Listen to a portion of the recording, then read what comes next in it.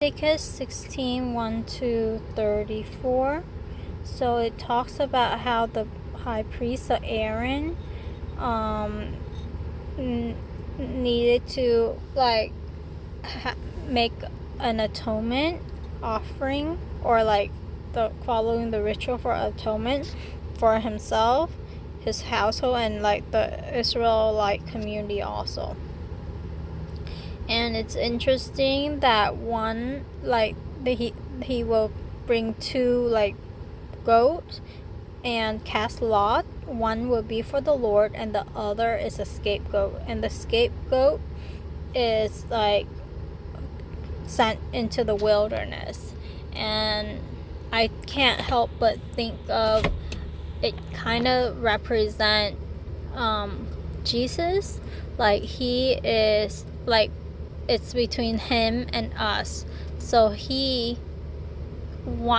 died, and we are released, we are free, and we are we are atoned, our sins, all of our sins are covered by his sacrifice. So, but this is a goat instead of a lamb, so I'm not sure if that's accurate to think about it that way. I would like to read commentaries on this after I finish reading through the Bible this time. I'm planning to read through the Bible with commentary next. And then but I'm only on Leviticus, so still a long way to go. And then right here, then there's a bowl, and that it's also interesting for the bowl, he is to put an incense over the fire, on the fire before the Lord, and the smoke of the incense will conceal the atonement cover, so above the tablets of the covenant law. So it sounds to me there's something the smoke of the incense kind of conceal the law book, so that the law can't judge anymore. It sounds like that to me. And then so the other thing that stood out to me is that he pretty much he's saying, God is saying the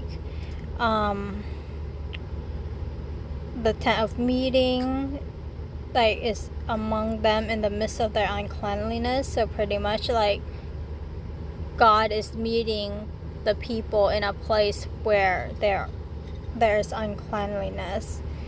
And then the most holy place is also in the midst of their uncleanliness. But so then these have to be purified, these have to be atoned for, consecrated, so God has a plan, even though he said in the Bible, even while we were sinners, he came and he died for us, and he made atonement for us, and he loved us even when we are sinners, and he has a plan to save us even while we were sinners and we didn't care about him. So then just other things about the garment, and how the burnt one everything have to be burnt.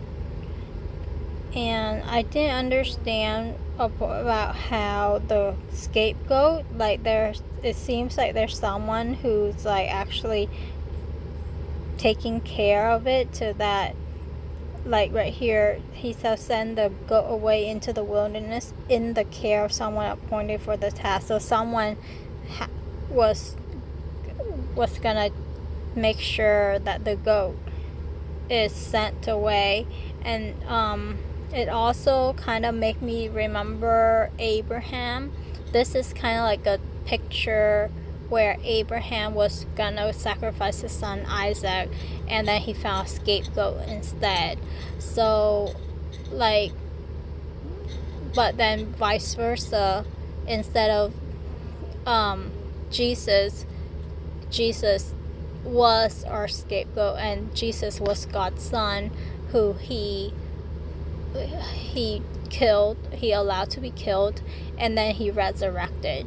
But he didn't let Abraham do that hard task. He did that hard task himself. And so it just makes me like all that symbolism and parallelism. It when I compare what God has done versus what I did for him, it's like I can see his great love, and he didn't, like, he even said in the Bible, like, his burden is light, and his yoke is not heavy. And so how true, like, he basically did all the hard stuff, and all we need to do is we need to accept his love and like live our lives loving him back. And that's not much to ask. Like, all he wants is for us to love him back, and he doesn't even get that. There are so many pushback, like, about it, and like people like misrepresent him, misunderstand him, and they don't really know the true character and the true heart of God. And it's just so sad to see that.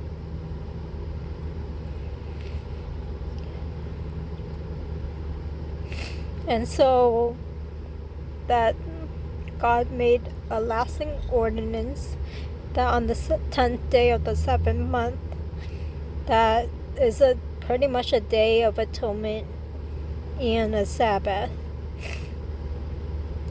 And atonement is to be made once a year.